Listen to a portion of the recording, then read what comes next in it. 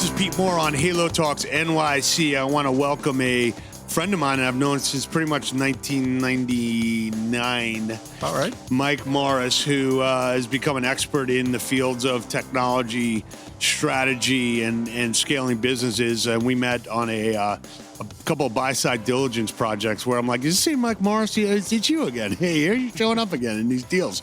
So, Mike, welcome to the show. Thanks for having me, Pete. Good to see you again. So, why don't you just take our audience back to how you started, maybe not on the banking side, but on specialty retail and on the health club side, and, how you've seen basically everything there is to see and the scale and the scope and, why you can go in there and be like the expert, diagnosis provider for what people need to do.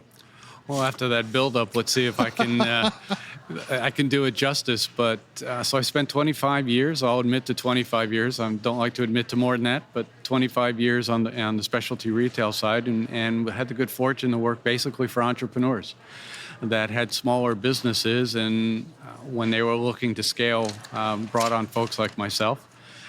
We built a few national brands that would be iconic brands that people would know today, such as the Vitamin Shoppe and J. Crew. Sure. And predominantly, my focus was operations and IT. So retail operations, supply chain operations. I even ran a warehouse and then was CIO for multiple businesses. All of that culminated in two common themes. Theme number one is that as they were growing, they were looking for growth equity. So PE, we went through 4 PE acquisitions, and I realized at the time that the PE guys were brilliant financial folks, but not a lot of operations or IT experience. Sure. And they want the data, and they want it like curated in a certain way, and the industry's like, yeah, that data exists, but I'm not really sure how to get it for you. Right? And the tools back then, it was a lot harder to do what we easily do today, even at our desktops. Yeah. So about 12 years ago, I had a momentous birthday approaching, and we were going through yet another sale and some management changes. And let's just say that the new management team and if I said white, they said black, or vice versa. Gotcha. Happens. So it happens. So I decided, what do I want to do when I grow up? And PE actually entered the space. And I said, I think there's a place for somebody like me in an advisory capacity or whatever that meant in the PE space. So I joined a PE firm as a full-time operating advisor 12 years ago. Since that time, I now advise to a couple other boutique firms, and then hung my own shingle in addition. So I consult on both the retail space, and 12 years ago, as you mentioned, got introduced to the fitness space through one of those buy-side due diligence acquisitions. Right. Went to school as fast as I could from a lot of very smart people.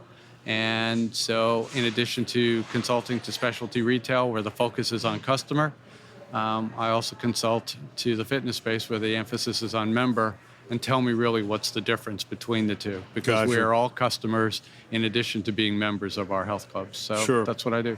That's awesome. So let's educate people here if they do not know this.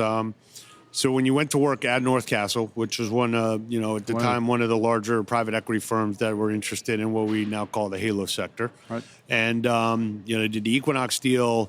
There were a couple other, Avalon Organics. There were Performance Bicycles, right? Yeah, sure. So, what's interesting that's evolved over the last, 15 years in private equity is that they say, look, I'm not just a provider of capital. You're not really renting my capital. I'm actually supposed to be a value-added partner to you, and I could do that on the financial engineering side. But why not also have the operational and other support services that I could provide through the operating executive type of, operating partner platform. So, for the entrepreneurs that are out there that are talking to private equity, and you meet a private equity firm, some of the things you should ask about is, okay, do you have operational support? Do I have IT support? Do I have HR support? And like the guys at NEP right now, who are investors in the Edge and Movati, they've got allocations of people inside of their private equity firm to basically support those two assets. And you were kind of like probably one of the guinea pigs or like pioneers of like, hey, let's bring this guy in-house so he can really like provide services, and it'll increase the probability of our investment being successful, but also like provide a couple additional lifelines, if you will, to an entrepreneur. So maybe talk about like, what role you played there, how vital it was, how your lens of like being in specialty retail was like helpful, because the health club industry is probably, 5% of what that was at the time, maybe more now. So, tell us what you did and why now it's almost like customary that like private equity firms should do that. Well, you hit the nail on the head, but going back and specifically addressing some of those points is that, first of all, having the experience was helpful to the PE fund in doing the due diligence and putting together their various models, because I would go in, instead of plugging a number for, well, the IT systems can't give us things, so we probably have to put some money aside for that. I would go in on the diligence, look at not only the IT, but their operations. If they were on the service side, we'd look at how they delivered service. If they were a product-based business, like an equipment manufacturer, we'd do the diligence around the supply chain. But the net of it was that I would provide to the deal team very specific evaluations around strengths, weaknesses, or areas of opportunity, and give them more clarity as to how they could factor in what they had to potentially propose in terms of money into the deal for either streamlining, improving, acquiring, et cetera. So I'm going to ask you this will be like a deep question related to like how you personally operate, because you're a very affable guy and you're very knowledgeable. But now you're working for a private equity fund. I'll just lay out this case study for our crew here. You're working for the private equity firm. You're on the buy side due diligence. Okay, your job of that is to basically uncover any risks, any breakage, any scalability issues, any personnel issues. So you're in there like you're the buy side forensic due diligence guy, and then if they buy the company, now you're like, hey, I gave you the exam, and now I'm like here to help you, and I'm gonna tell you some things that you might not like to hear. So how did you kind of manage through that, besides like your personality, which is like, it's hard to probably get mad at you, I would say. I don't think many people get angry with you. Okay, we'll leave my family and wife out of this? Yeah, of course, as always. Of course it's not immediate family. Everyone would go berserk. Well, the interesting thing is that at the end of the day, it's about being honest, open, transparent. Right. I believe in those words. I live by them. At least I try to live by them. So the idea is clearly you have to be honest in terms of what your findings were, and that what the PE firm wants to know, because at the end of the day, they don't want to overpay. They don't want any surprises.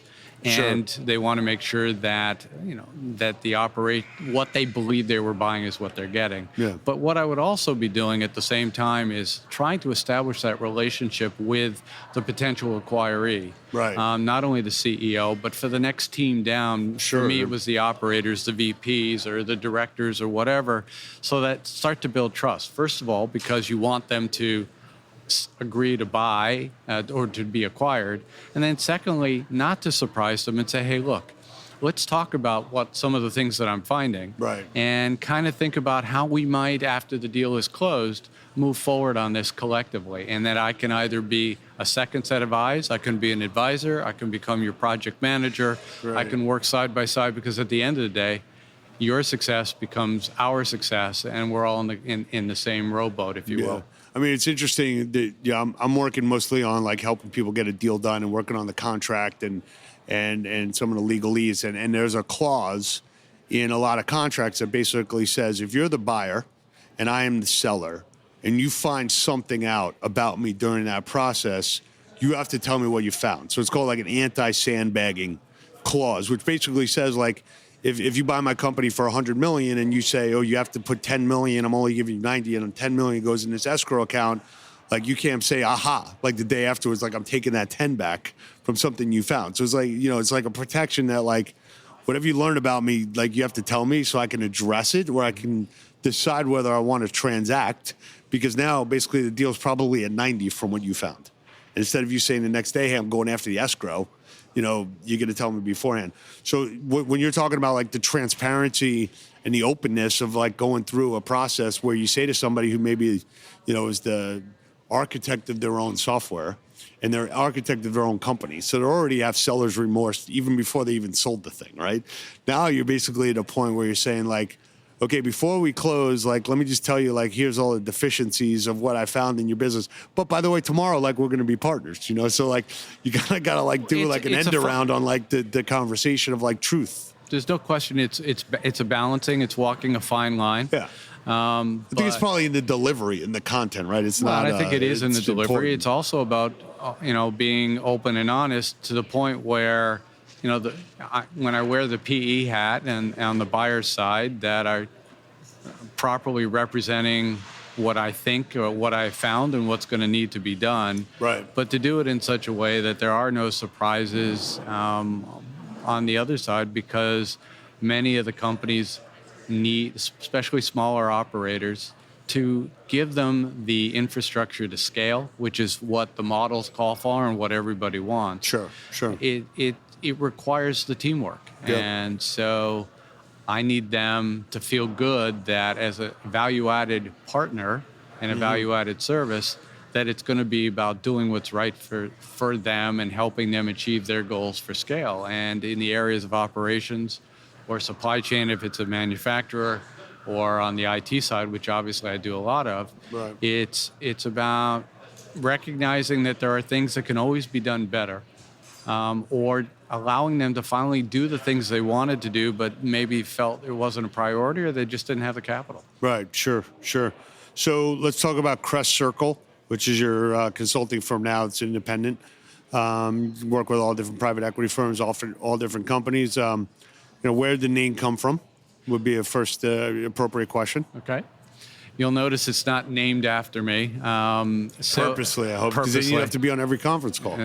Well, purposely, and it was very simple. I had about 24 to 48 hours to go from being an inside person to becoming a 1099 individual. Okay. And one of the firms that I had worked with in consulting on the retail side and even on the fitness side was a firm out of Chicago called West Monroe Partners. And it wasn't hard to figure out where they got their name from. Right. And I said, I happen to live on Crest Circle, and I said, I don't want to have to go through a search and have the guys in Newark in Essex County tell me how long it's going to take to get a name.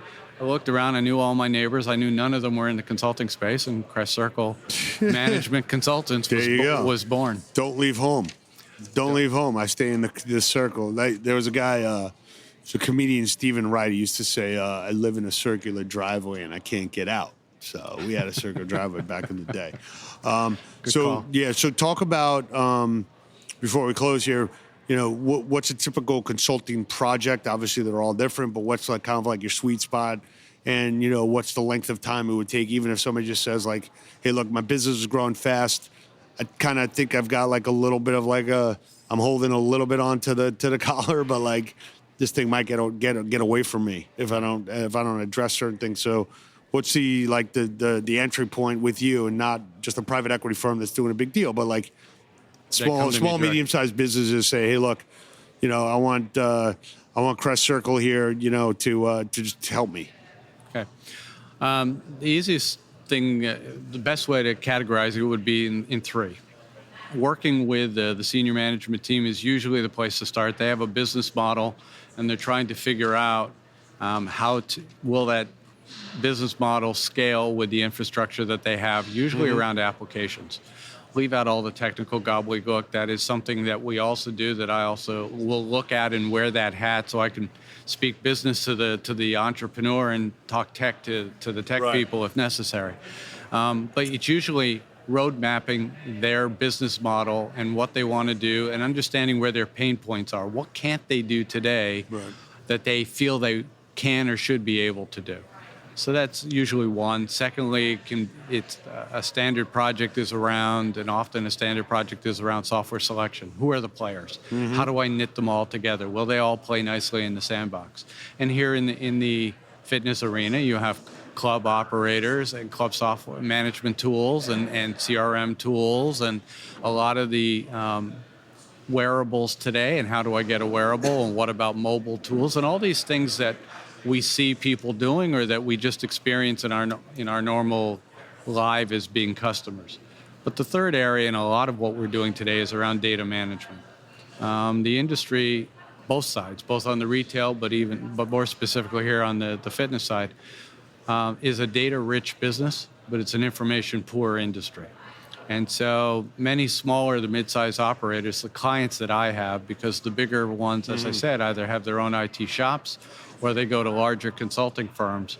But as a boutique firm, we work with entrepreneurs or mid-sized and are challenged by how do I get actionable information out of this massive amount of data? Sure. And I tell them that the three most important assets that they have, only two of them show up on their balance sheet. One is the physical component, their hardware and their equipment, or their PPE in terms of the facilities that they run. Sure. Their human capital is the second one. But there is no categorization for the third most valuable asset they own, and that's their data. Is it their data, first of all, or is it their members? And then second, if they're the fiduciary responsible person for that data, how do I turn it into something that's customizable and actionable information?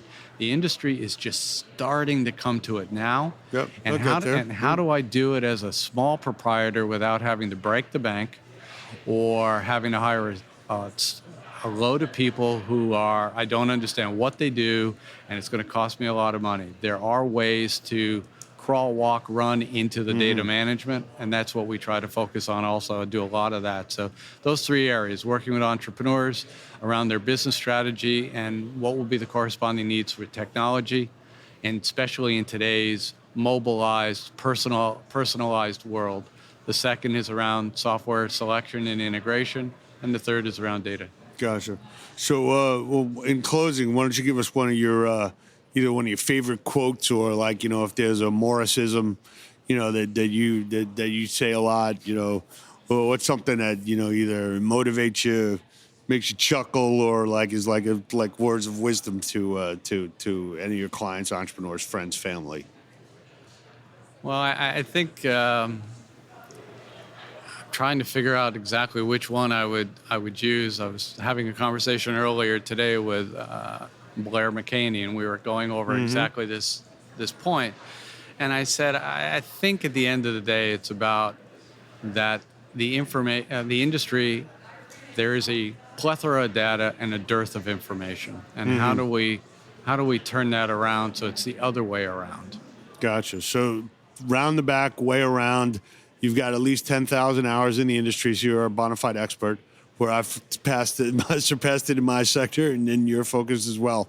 So if you need some help, get in touch with Mike Morris, who's a legend in this industry. Has helped bring in capital by getting people comfortable that the data's there, these business models are alive and well, and we just got to make sure we get the right people with the right capital, with the right advice, and we got big businesses. So welcome back to the show, and look forward to tracking your progress and working together. Thanks again. Awesome.